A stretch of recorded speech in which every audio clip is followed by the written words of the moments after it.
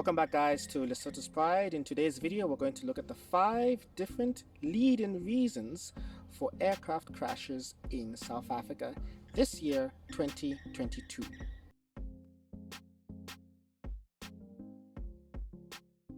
And to set context, the general aviation industry in South Africa is about 90%. The remaining 10% is commercial airlines, the police, South African Police Service, as well as the South African Air Force. So before we begin, remember to hit the like button and subscribe to the channel. We are heading to 1,000 subscribers before the end of the year. We're nearly halfway through, so if you do subscribe, I thank you for your support. Right, so now let's get into it. Reason number 1, flight control systems. Flight control systems on the aircraft are the flight control surfaces on the wings and the tailplane, flaps, ailerons, elevator and rudder. More advanced aircraft have spoilers and slats. So a loss of flight control could be a jammed hinge mechanism, or in more advanced aircraft it could be a loss of hydraulic pressure. And if we have a loss of control surfaces like an elevator, that can be a very critical component in comparison to the aileron or the rudder, because without the elevator we will be unable to pitch up or to pitch down. So flight systems failure actually account for 4% of accidents in 2022. Reason number 2, weather. This also accounts for 4% of accidents, but actually accounts for 8% of incidents in 2022.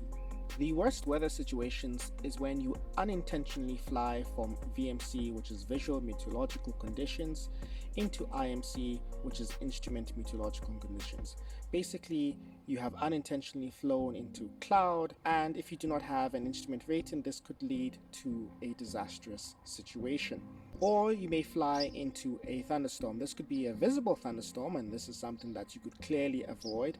Or you may fly into a set of clouds which has embedded thunderstorms. Now, whether this is intentional or unintentional, flying into a thunderstorm is not a good idea, because if you do so, this could have very severe structural ramifications on the aircraft. Your aircraft could lead to a loss of control. It could also lead to the aircraft having controlled flight into terrain. Reason number 3, collisions. This accounts for 7% of accidents in 2022. Now, this could occur in particular in heavy airspace, but even if the airspace is not busy, if you have a lack of communication between aircraft, then you could inadvertently collide with one another. There is an example of a collision that occurred last year in 2021. It was 2 training aircraft, 2 general aviation aircraft that were flying towards the Golf Alpha Victor VOR station. They both honed towards the station and unfortunately had collided with each other. Both of them were on 2 different frequencies, hence why they were not able to hear each other via the radio. Reason number 4, mechanical engine or power plant failure. This has got to do with the engine of the aircraft. Aircraft engines, whether they are reciprocating or turbine made, are built a lot more stronger than that of your car engine. But breakdowns do occur. It may be it hitting a bird or any flying object. The life cycle of a part in an engine could have expired, or there could be an accelerated wear and tear on a part, or there may be a wrong part fitted to the engine which could lead to it breaking down.